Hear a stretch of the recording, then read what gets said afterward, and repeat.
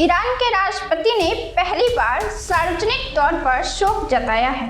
जब 28 फरवरी को Ali Khamenei की मौत हुई थी और उनके साथ कई महत्वपूर्ण विभाग के मिनिस्टर की, तो ईरान के पत्रकार न्यूज बताते हुए फफक कर रो पड़े थे। अब ईरान के राष्ट्रपति जो लगातार अमेरिका का जवाब दृढ़ता से, मजबूती से दे रहे थे, अब सार्वजनिक तौर पर शोक जताते हुए कहा है कि इंटेलिजेंस मिनिस्टर इस्माइल खातीब मारे गए हैं। इससे पहले उन्होंने अली लारिजनी की मौत की पुष्टि की थी। राष्ट्रपति ने कहा है कि मेरे प्रिय सहकर्मियों इस्माइल खातीब, अली लारिजनी और अजीज नासिरजादेह की कायराना हत्या, साथ ही उनके परिवार के कुछ सदस्यों और उनके साथ मौजूद लोगों की मौत ने हमें गहरे शोक में डाल दिया है। उन्होंने आगे लिखा, मैं ईरान के लोगों के प्रति 2 मंत्रिमंडल सदस्यों, शुरा के सचिव, सैन्य और बासिज कमांडरों की शहादत पर अपनी गहरी संवेदना व्यक्त करता हूँ। यह हमला तेहरान में एक टारगेटेड स्ट्राइक के तौर पर किया गया था। इसके बारे में पहले जानकारी इजराइल के रक्षा मंत्री ने दी थी।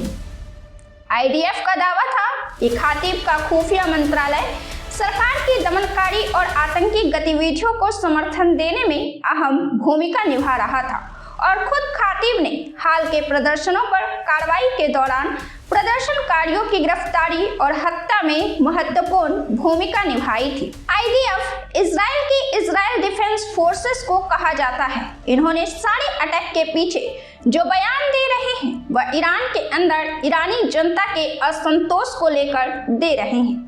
सवाल यह भी उठता है कि क्या किसी देश के अंदर जब उस देश की जनता अपने ही सरकार से असंतुष्ट है, तो क्या दूसरे देश आगे आकर किसी देश की संप्रभुता पर हमला करेंगे या किसी आवाम के आत्मा पर हमला करने जैसा है।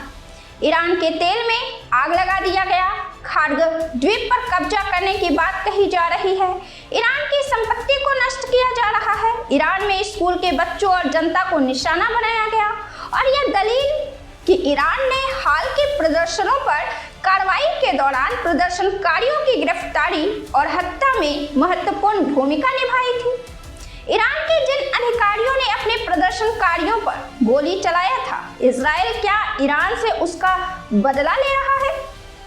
IDF ने यह दावा किया है कि उनका खत्म किया जाना ईरानी शासन के कई अन्य वरिष्ठ कमांडरों के खत्म किए जाने की कड़ी में शामिल है और इससे शासन की कमांड और कंट्रोल व्यवस्था को काफी नुकसान पहुंचा है।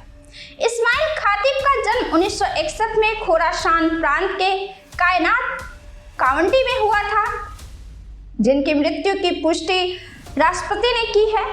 उन्होंने अपना छात्र जीवन कुम के मदरसे में बिताया। खातीब ने कई बड़े धर्म गुरुओं से इस्लामी कानून की पढ़ाई की थी, जिनमें ईरान के दिवंगत सर्वोच्च नेता आयतुल्लाह अली खामेनेई भी शामिल थे।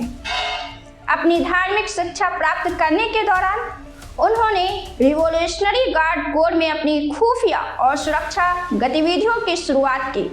इसी से आप अंदाजा लगा सकते हैं कि वे कितने महत्वपूर्ण व्यक्ति थे ईरान में और दशकों में इस क्षेत्र में सर्वोच्च पदों तक पहुंचे थे। खातीब 1980 में ईरान इराक युद्ध की शुरुआत में IRGC के ऑपरेशनल इंटेलिजेंस में शामिल हुए थे और वो IRGC के खुफिया संगठन के अहम लोगों में से एक के रूप में जाने गए।